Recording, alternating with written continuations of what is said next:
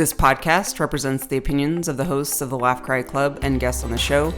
The content here should not be taken as medical advice and is for informational purposes only. And because each person is so unique, please consult your healthcare professional for any medical questions.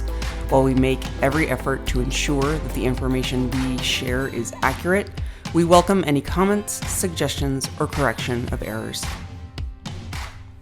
Welcome back, everybody. This is the Laugh Cry Club. I am Joy. I'm Rebecca. I'm Chelsea, and if you are an imperfect human who laughs and cries, then this podcast is a great one for you to listen to or even share with a friend or a loved one. Chelsea, you're back. Yay. We're so happy. I'm so happy to see both of you, and I'm so happy to be in my pajamas in my pink office right now. Oh my God. It looks so happy. You have red and white striped pajamas. I do. In this beautiful pink office. You're just a ray of sunshine. We're so glad to have you back. Thank you for saying that. But if you smell my breath right now, because I just woke up, I think I woke up like 10 minutes ago. We're recording early.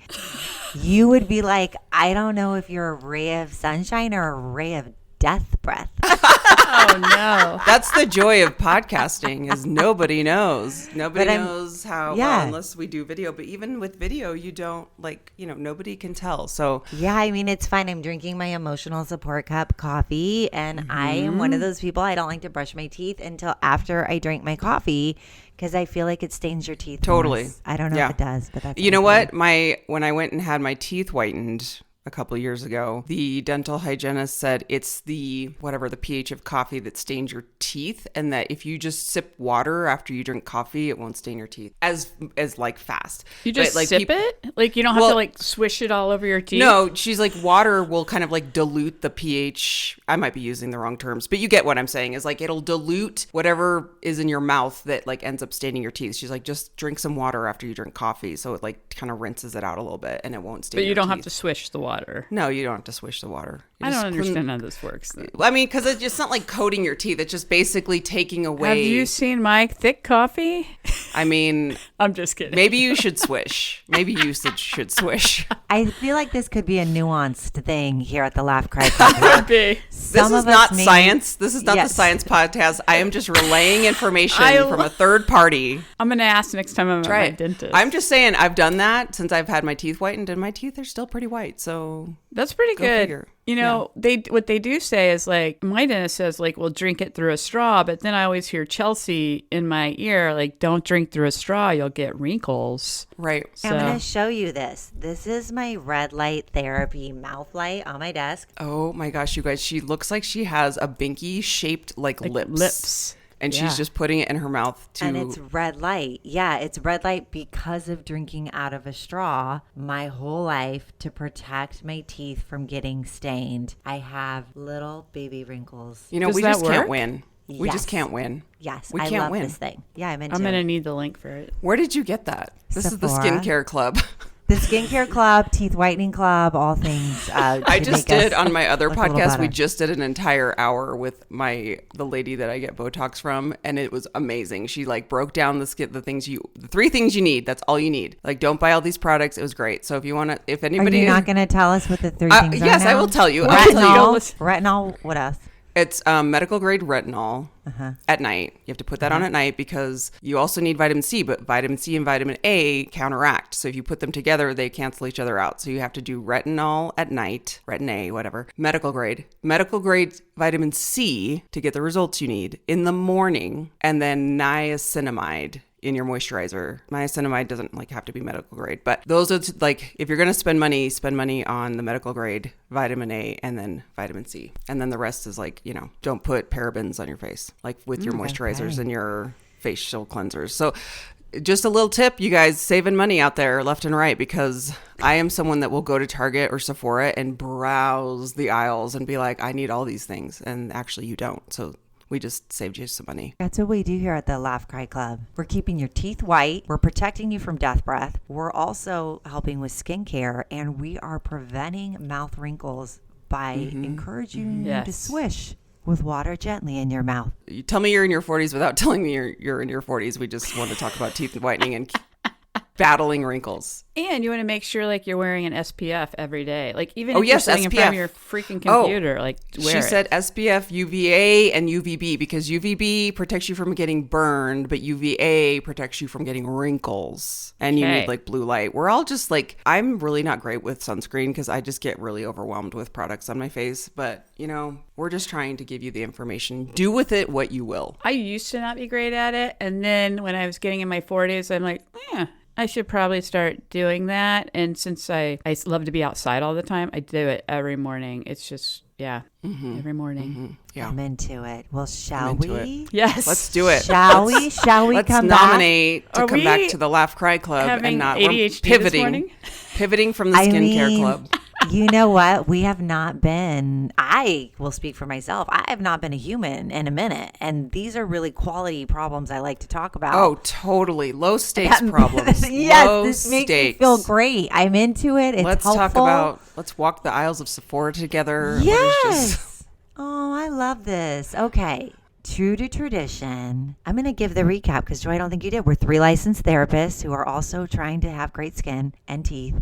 We start off with our laughs and our cries, and today our topic is going to be to talk about trauma. We like to start off with a nominee, and I love to nominate because it just brings me joy. In the name of joy bringing me joy, I'm going to pass it over to Joy for the laugh cry of her week. Joy, tell us, what did you laugh? What did you cry? so excited. I'm so excited for my laugh this week because it really is so excited. so cute. But I will give a little bit like it's not a bummer, but it's a funny bummer. Like I don't really have a cry this week, but Well, my good. laugh around great. that is that I've started hormone replacement therapy, and I think it's really balanced out my emotions, so I'm not crying as much. I'm love on this. it. I'm on it and I'm into it. It's been life changing. Yeah. I started is. testosterone and I started progesterone, and like it's been about 3 to 4 weeks. And I'm like, wow, I don't feel like the world is ending every day. So I really haven't had a cry. I'm going to keep an eye on that because I'm like, have I balanced out too much to where I'm just like stuffing my emotions? But it's good. It's fine. Life is like pretty stable right now. And I'm super grateful for that. So my laugh is, okay, everybody's heard before. If you've listened to the show, my sweet, sweet parents, they are so freaking adorable. They live in this very small town. I'm sure I've mentioned it when we were recording there, when I was like living with them for a month when we were without a home. So it's like this very small farm town, a lot of acreage, a lot of people with cows, a lot of people with chickens, like animals everywhere, right? You're just driving down dirt roads with animals all over the fields. So they are friends with a lot of these neighbors with all these animals. And on occasion, they will call my parents because my parents are they're helpers, right? Like my dad can fix anything. If someone's tractor is broken down, they call my dad. My dad will come fix it. It's, that's just how it goes. So the other day, my mom's like, we helped. There were some cows on the road and we needed to get them back into the field. And so we were called to help because their owners, whatever the landowners, weren't home. Apparently this is a common ask that they will go just kind of like shoo the cows back into their pasture because they're literally like in the middle of the road, right? And like they're not going to get hit. People aren't driving fast and there's no one really on these roads. However, this is money for people. Yeah. They need their cows to be in their pasture. So my parents go down there and they're like kind of shooing some of the cows. And my dad has a snowplow on their, like one of their trucks. My dad, it's kind of like a shared truck of the neighborhood because he plows the roads for all the neighbors when it's really, really bad up there. And so he brings his snowplow and they're like kind of shooing the cows, and there's a couple bulls that won't move. Bulls are big boys. They are large. First of all, my laugh number one is my mom goes, their balls are huge. It's the size of a human head. She goes, they've got big, she goes, it's like ding dongs. I'm like, what does that mean? And it's just like my 80-year-old mom being like, their balls are huge. So they're trying to move these bulls that will not move. And my dad decides to like snowplow them. Okay, like hold on, there's no animal abuse here. But in order to actually move them, he had to like tap them with the snowplow to like push them in the direction they needed to go. So the visual of my parents, first of all, my mom's out of the truck just like waving her hands trying to get them to move. She's super tiny, so of course like they're like, who is this lady? But the fact that my parents were like outside trying to get this bull back into the pasture with his big balls, and my dad trying to push him with his snowplow, I was dying laughing. I was like, this is a scene. I'm gonna post a picture because my mom took a picture of one of the cows that was in the road. Yes. And she's like, here's one of the guys that wouldn't move, and he's just staring at the camera like couldn't give a F. Him and his huge balls just eyeballing this camera. Yeah. Isn't that so funny? Like, it's like only my parents in this tiny town are you ever going to find a story where my dad like had to like gently tap the bull back into his pasture with a snowplow. So there you go. Good humor in Westcliff, Colorado. Okay. I'm going to pass it to Chelsea because we've missed the laughs and cries from Chelsea. Dun, dun, dun, dun, dun. Oh, God. You guys, I can't. I mean, it's been so, okay. So, of course, I'm going to talk about the hospital because that's my whole life right now. I'm on a reset. I think we're on like 6 weeks. We've been there for a long fucking time. Back up real quick. You are home right now. So like you're not at the hospital right now. So you're taking a break. Yeah. So I'm taking a break. So March 17th was when all the surgery, all the things started happening. I've been mostly living in a hospital room. I sleep in there. I eat in there. I shower in there. That's kind of my thing. My mother-in-law's there now. So I am home for a reset. I go back on Friday kind of indefinitely. So my cries, I don't think I've seen you guys since I don't know if I've seen you. So Steve had 2 very close just SOS emergencies. One where he bled out. I don't know if I even talked about that on the show. And like Met team came in, they told us that this was going to be, they could not cauterize the internal bleed. The bleed was coming out of his body. They thought that was like the beginning of the end. Like, we're not going to be able to do any more surgeries. We just are going to hope that his blood clots. And I had to bring the kids up. They said, I said, I've got children. They said, make sure they're up here now. Which is terrifying. They're basically saying like, you better get your loved ones here to say goodbye. So my sister on Easter morning drove up with Miles and Charlie and her kids. And my sister had flown in from Oregon, so she was helping. I had to tell my kids that. I had to tell them. It's like death by thousands of cuts. I described it in my Substack. It's like swallowing glass. Like you just keep eating glass. We sat in the ICU waiting area just on the floor, me and my kids, and we just unraveled. And it was brutal. Just the grief, the anguish, all of that. The worst, so horrible. And so then he pulled through, which was incredible. He pulled through. He's back in the game now. And then he did it. He bottomed out again. And that time Miles was with me, which was horrible. So I was supposed to go back home and reset. Miles was like, I want to stay here. I was like, I want to stay one more night just to kind of make sure everything's okay. The surgeons were like, it's going to be a watch and wait right now. We don't need to do anything. He's pulled through. We don't really know why. Like, it was kind of this really amazing thing that happened. So I told Miles, like, that could be fun. You could sleep in the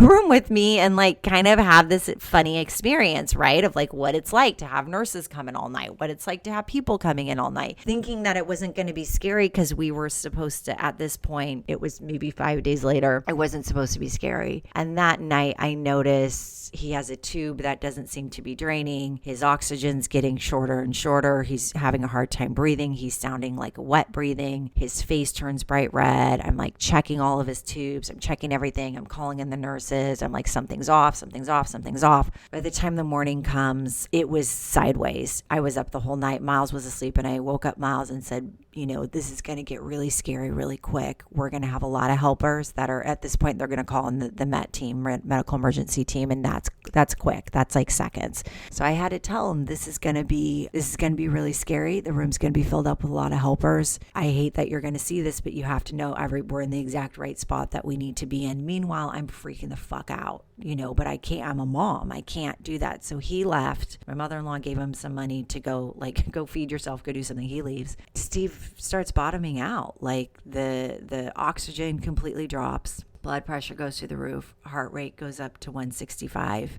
I am on the bed holding one of his hands in my hand, holding his arm. And They're shooting shit in his arteries. They're working around me. They didn't make me move. Everybody is filled in the room. Machines are screaming. Everything's going off. And I'm just telling him, baby, keep your eyes on me. Just keep looking at me. Keep looking at me. And it's just been anguish. It's been anguish. And he pulled through. He's in bad shape. He's wide open. He turns out he had a blood infection, probably from the other surgery that they did that was necessary for the bile. Now we've got it in the blood. And his skin, his open wound was rotting, which is what I kept smelling. I kept having them come in and bathe him. And I'm like, he smells. Like, he's not a smelly person. Like, this is really weird. It was his fucking flesh.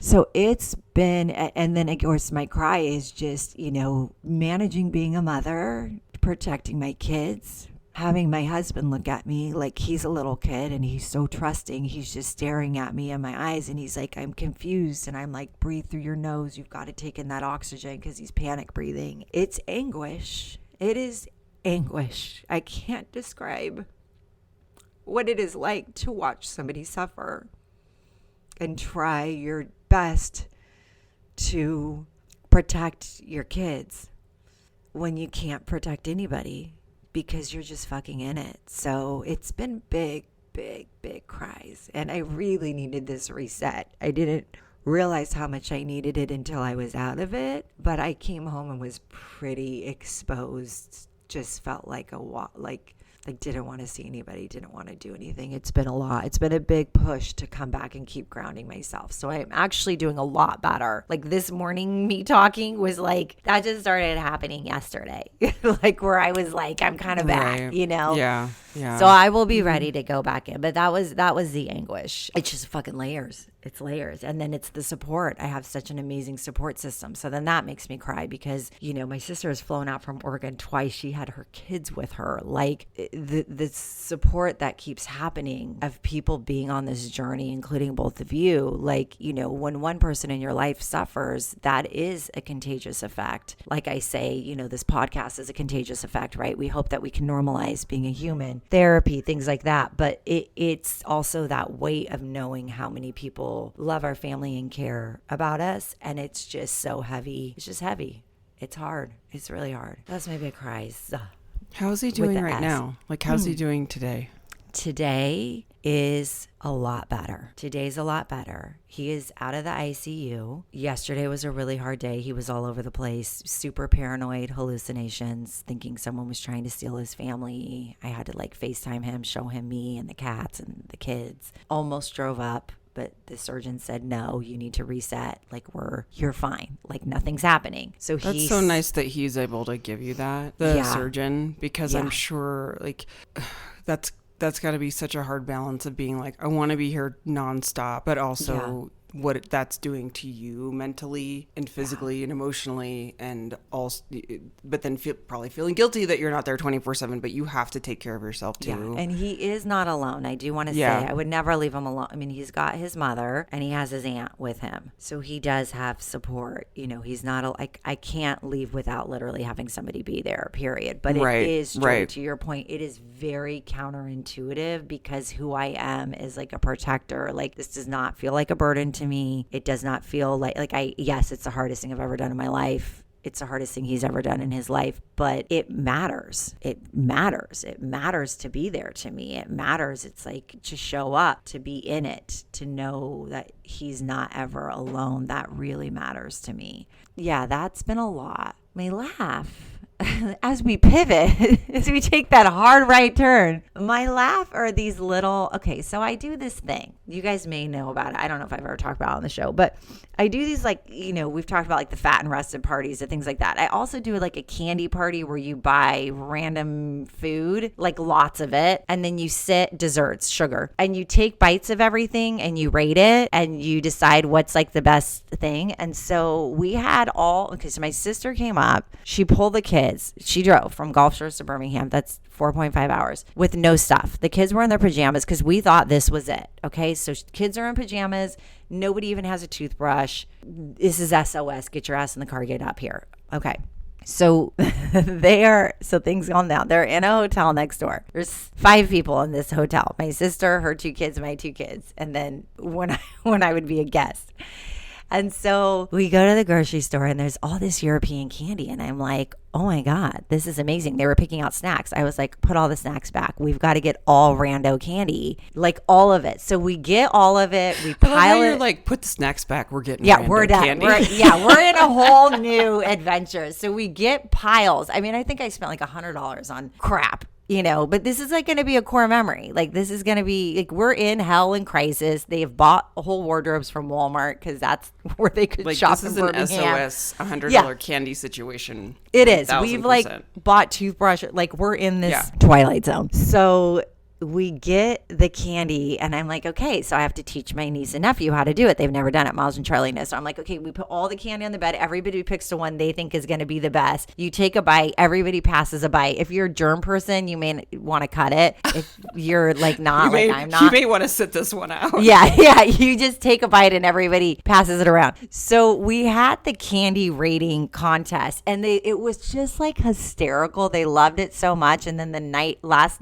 night before they left, I did it with Crumble Cookie, some cake company where we had all of that. And afterwards you're so sick because you've just eaten, you've had 45 candy bars, bites of each of them, but it ends up being like, I don't know. But those were our laughs. It was just like hysterical. And then people's tastes are so different. Like I'm like, this is a 6. Miles is like, this is a 10. I'm like, yeah, here's your 10. Give it back. And you're switching. It's just a random fun thing. Anyways, I love makes that. me I think laugh. That's really cute. Yeah, it makes me laugh. Fun. That is so fun. It was fun. And then afterwards, they went and did their homework in the business area of the hotel using all the computers, taking turns because they're responsible like good kids. Yeah, it was sweet. There was sweetness in having them there. It's a good core memory. And like through all those hard times, you have such love and can have that lightness. Like all of it can exist at the same time, and that's so beautiful. Yeah, we had some pretty horrible eating experience. Downtown Birmingham is a shithole. Like it is. I'm sorry if you live I'm there. not putting it on my vacation list. Do not. I did not. I think there are nice parts of Birmingham. This particular area where I'm at is very questionable, very seedy. So we've had some weird dining experience, just like the worst food you've ever had. Like how do you fuck up a steak? How do you? But it's hilarious because I'm like, these are quality problems. Like we get to laugh about like, I just spent $150 at Outback and like everything was cold. The potato wasn't cooked. And I'm like, okay, great. Let's just pivot into the candy part. Yeah, you're like let's instead of $150 at Outback, let's go spend $100 on candy and have a way better enjoyable experience. Totally. And it's just like hilarious because in those moments, it's like you feel like you're trying to give yourself these little bits of like relief, and it just is like we can't even get Chipotle right. Like we can't even get so bad. Anyways, I could go on.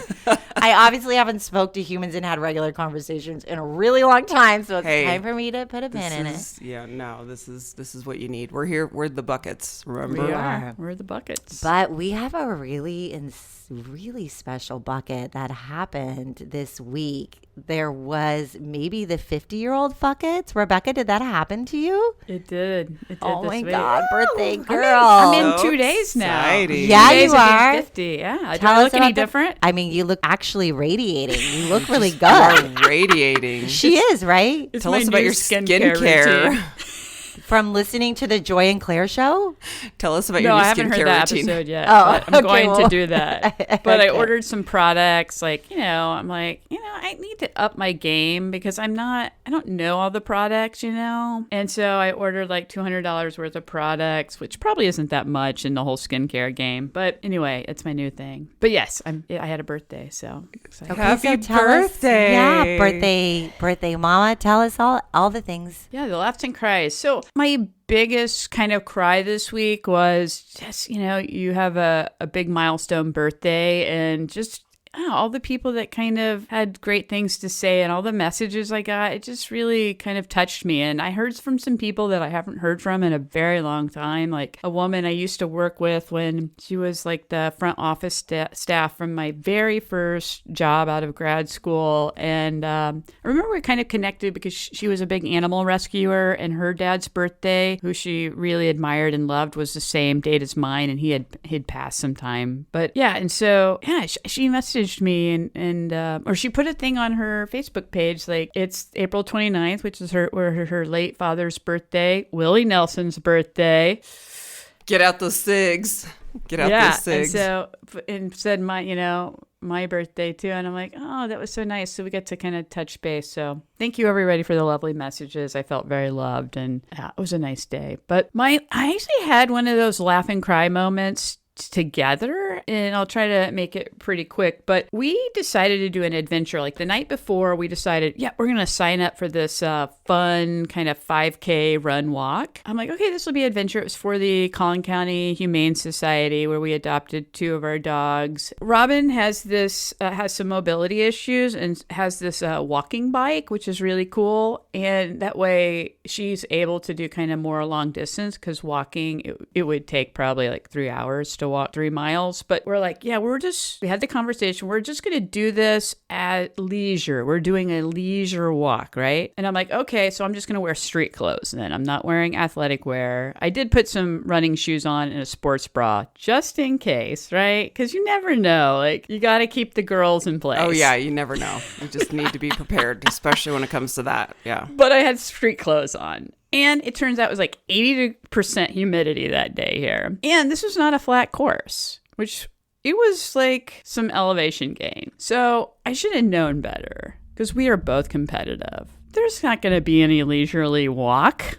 So we start out walking, then there's a downhill. And so with this walking bike, Robin has the ability to kind of lift her feet up, because your feet are the brakes, and then you can just kind of roll down, right? And I'm like, okay, I guess I'm gonna have to run after her. So I start running. So I'm running down the hills. And then when we get to the hills, I'm like, oh, I'll just push you up these. So lift your feet up. And then I start pushing her up them. So it was like, because it's kind of hard to do the walking bike up a hill, because it like really kind of hurts your Pikachu after a while, because it's like a bike seat. Did you just call the vagina a Pikachu? Yes, I did. Okay. Just making sure I'm understanding the reference. I've never heard it called that before. A I haven't taco, either. Maybe, but not a Pikachu. Yeah, I don't know. That's what we say in our household, or Pikachu. The vajayjay. That's so funny. For some reason, I think maybe it came from Chelsea Handler at some point. Okay, I think that does sound like a Pikachu. Chelsea Handler. Yep. Yeah. So my laugh and cry was, I'm in freaking street clothes. It's 80% humidity. I am sweating my ass off. My cotton shorts are soaked. And I'm like running down after her, trying to catch her, because she blows by all these people. And then I'm like, we don't want the people that we just blew by to catch us on the hill. So I'm going to push you up this hill now. And so the leisurely walk did not happen, because we're so darn competitive. It turned into like the hardest workout ever. And I'm like, I'm so glad You're like, I just did high rocks. What is this? I know. It was just like, the crying was like, it was so hard to get up the hill. And I'm like, I was not prepared for this. But anyway, it was fun. I'm glad we did it. That sounds great. I love situations like that where you're like, I'm not going to be competitive. No, and then it's all of a sudden leisure. you're like, leisure. And then you just like go, when you see people around you, oh man, it's hard. I can't let them beat me. Can't let them win. I don't know. Oh, Isn't that weird? I mean, this sounds like an episode at some point. I know. I want to interview the competitive part of Rebecca. Wouldn't that be great? Yeah. I'm competitive. Let's put that as a no. I'm very competitive. Perfect. I'll be the interviewer. Okay, I'll learn about both of you. How about that? Joy Oh my is gosh. competitive too. Yeah. Oh, I'm going to ask questions. Can we do a deep dive? Because I'm not a competitive person. I don't think I am. I'm pretty sure I'm not. Actually, I think I don't care. Yeah. Really? Then you're definitely not. Because I'm like, only now when I win, I'm a sore winner, because I don't win a lot. So when I do, I'm like, in your face, I did it. Like in a board game, I'm a nightmare.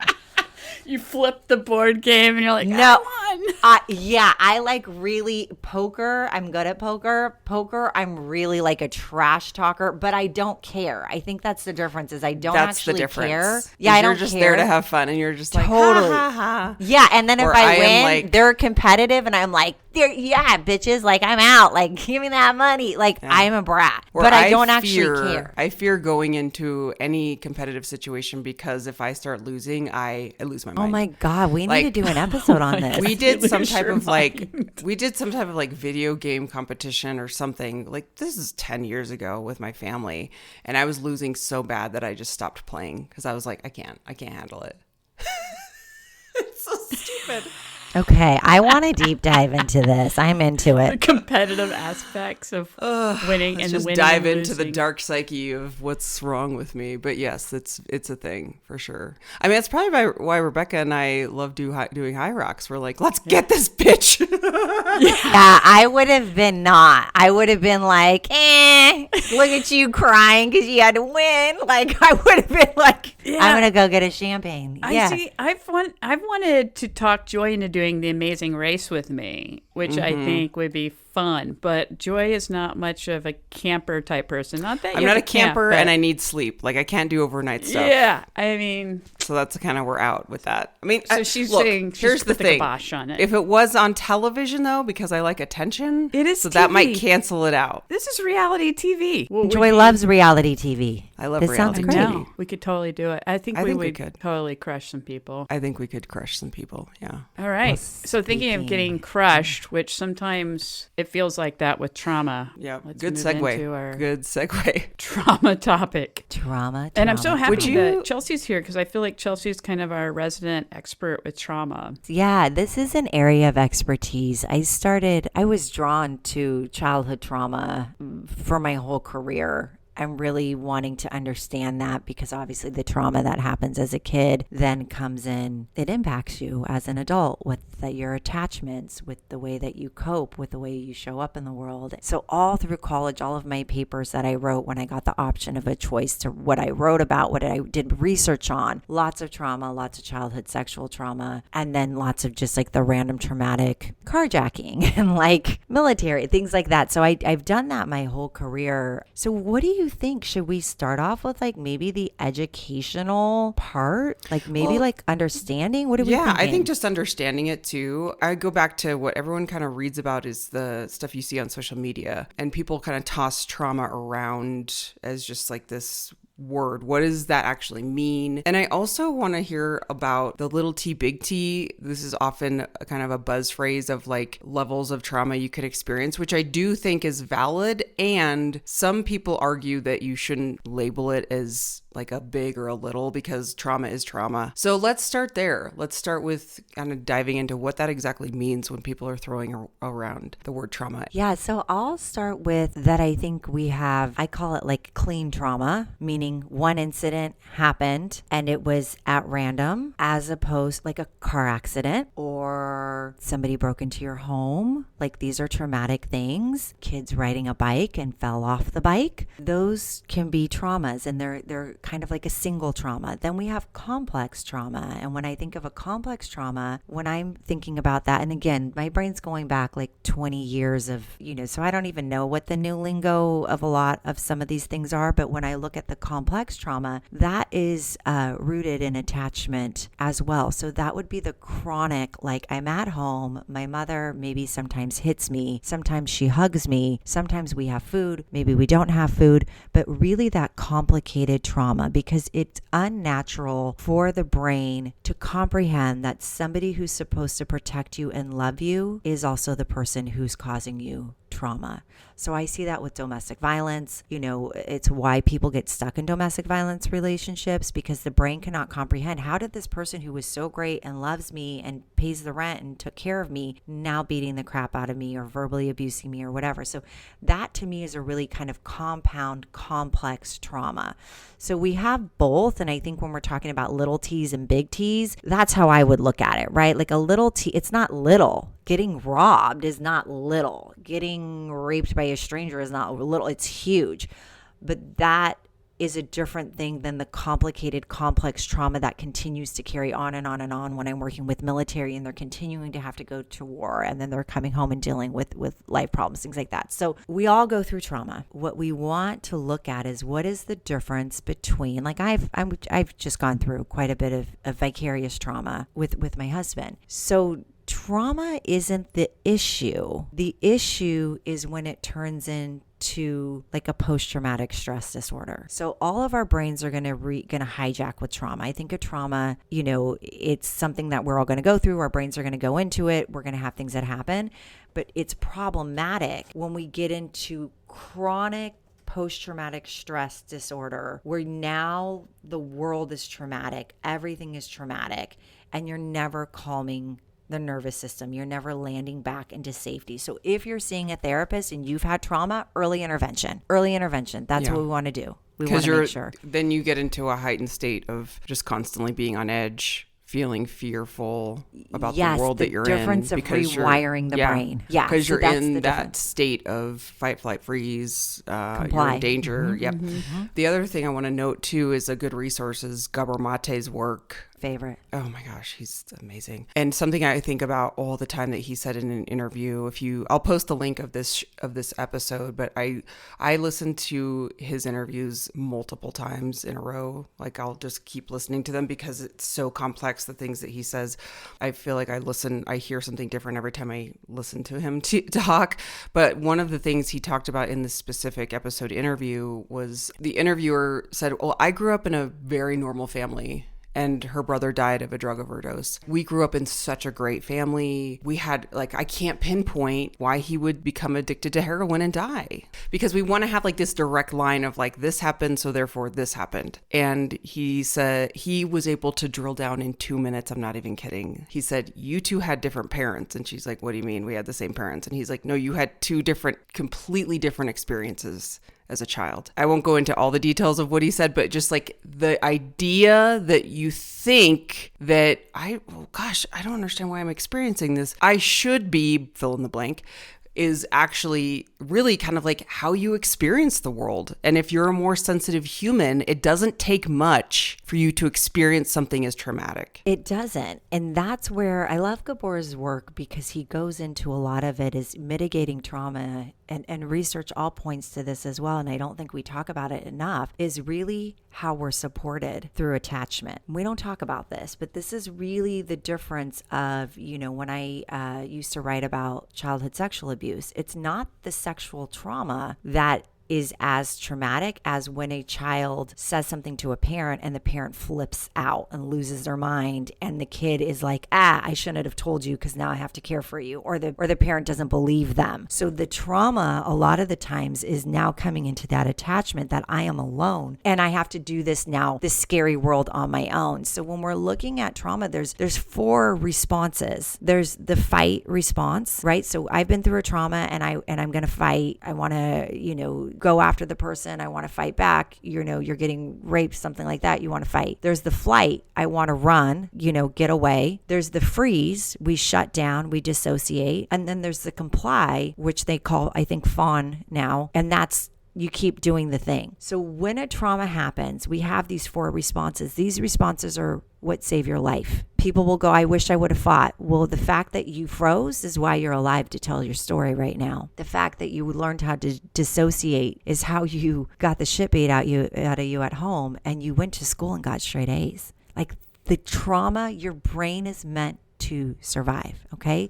So we have these fight, flight, freeze, comply. What happens is we go on this kind of roller coaster. If you can imagine going up and down, up and down, up and down, in order to stop the roller coaster of trauma when we're in PTSD, we have to land in safety. We have to feel safe. So if I'm in a fight mode, I'm triggered. So this comes out later, right? I had a trauma, life's going on. I'm talking to you all on the show. Rebecca says something that triggers me. I'm in active PTSD and I go into fight. I'm going to tell Rebecca she's wrong. Fuck you, blah, blah, blah, blah, blah. My brain is hijacked. My trauma has taken over, right? If Rebecca looks at me and says, Chelsea, I love you. Wow, are you okay? My nervous system just calmed down. I just started to go into safety. That part of the hijack brain is now coming down. So that's kind of a very simple way we want to get into safety. So we see fight as argumentative. We see it as oppositional defiant disorder. We see flight as chronic anxiety. You have an argument with somebody, you need to run away. You need to get out of it. You can't handle, it's just your nervous system is out of control. We see the freeze as depression. I'm staying in bed all day. I'm shutting it down. I'm dissociating. I'm spacing out. And then we see the comply, fawn. I just keep showing up and doing the thing that's expected of me. I see this in the military. I've seen it with guys who've had their buddies, blown up next to them, but they still need to knock down that door to get into that building because that is a mission. That's what they're supposed to do. They have to comply. So then we start complying in life. I'm just going to go to school and do exactly what the teacher says. So we start to see it. It looks like ADHD, looks like bipolar, looks like oppositional defiant. It looks like a lot of different things, but we need to know, is there a trauma? So I'm passing it back to the group. That was like a lot of information. I hope that made sense. That's a great foundation. Yeah. It's a great explanation foundation, because we can go into so many lanes of trauma, but just as a kind of like a crash course, because we've been chatting here on our little chat that we're like, we probably need to do a part 2 about this. But I think the main point is understanding that our behaviors typically come from from some type of trauma that we're responding to protect ourselves. Keyword, protect. Your brain is doing what it needs to do in order to keep you safe. And when it becomes maladaptive, it's impairing your relationships, it's impairing your work, it's impairing your well-being. Then we want to learn how to start to release and calm the nervous system. And that's where we do this in therapy all the time. So that next step is learning how to calm the nervous system. Yeah. And I've been posting on that. Like this week, I'm showing like, this is how you calm. This is how I'm going to be really early intervention with myself. Yeah. You've been modeling the behavior. Yeah, I'm trying to, because I'm having nightmares. That's new. Started having after the second time of Steve bottoming out, having nightmares, having stress dreams, noticing that I'm numbing, where it's like, you can't cry. Like that was starting to happen, where I was like, oh no, like I'm starting to not feel in my body anymore, which I had to, because I was with Miles for 24 plus hours after, and there was no way. I mean, yes, he can see me cry, but I could not lose it, because what I wanted to do when Steve was bottoming out, I wanted to yell and scream. I wanted to be fucking save his goddamn life. I wanted to like go into all of that, and instead I'm complying. I'm there. Look at me, stay with me, hold with me. Let me do the right next steps. Let me pack up our stuff to get us to the ICU. Let me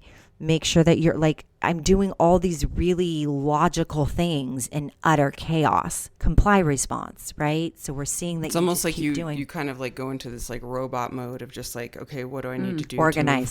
Totally. Yeah. Instead of feeling your... And totally getting dysregulated. Like totally. What you were describing, Chelsea, is you were wanting to totally be dysregulated, just kind of like not be thinking logically about anything and just express all the emotions and feelings, but then chose to, like you said, organize it and comply. Yeah, so that's great in a crisis.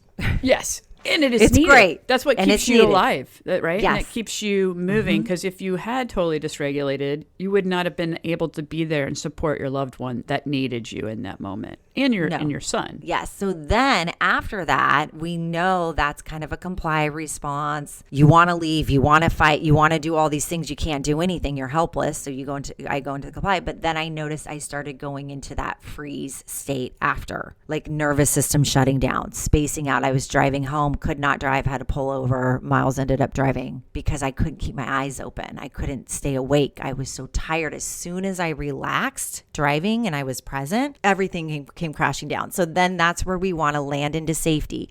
Safety with social support, safety with doing the opposite. I want to shut down, but I need to talk. I need to talk about it. I don't want to keep crying. I'm sick of fucking crying. But I need to make sure that I'm allowing myself to cry, because if not, then that trauma gets stuck. And if that trauma gets stuck, then we're in a dangerous place that's much harder to undo. Yeah. Remember when we were talking at the very beginning, when we started this show, when you told your therapist, you're like, if I am like put together and on the outside, I'm like looking perfect, like you need to call me out because I'm actually not doing well. It's kind of that same vibe, right? Where you're like, I've got it all. I'm organizing. I'm doing it. I'm going to take charge. But on the inside, you're like, we still need to deal with all the shit that's going on internally, because no human can just like get through it by taking care of business and putting on makeup. You know what I mean? Like, hey, everybody, we got to feel our feelings through this, which totally suck. But yeah, and you have to feel the helplessness, knowing that there's a safety net. So that's it. So my safety net, like I know no matter what, I'm going to be okay. My kids are going to be okay. They're going to be okay. We're all, however this goes, we are going to make it through. We have love. We have support. There is meaning throughout this process. You know, there's resiliency. We know that humans go through horrible things and they make it through. And we can know this logically, but if we don't go to the darkness, you can't get to the light. You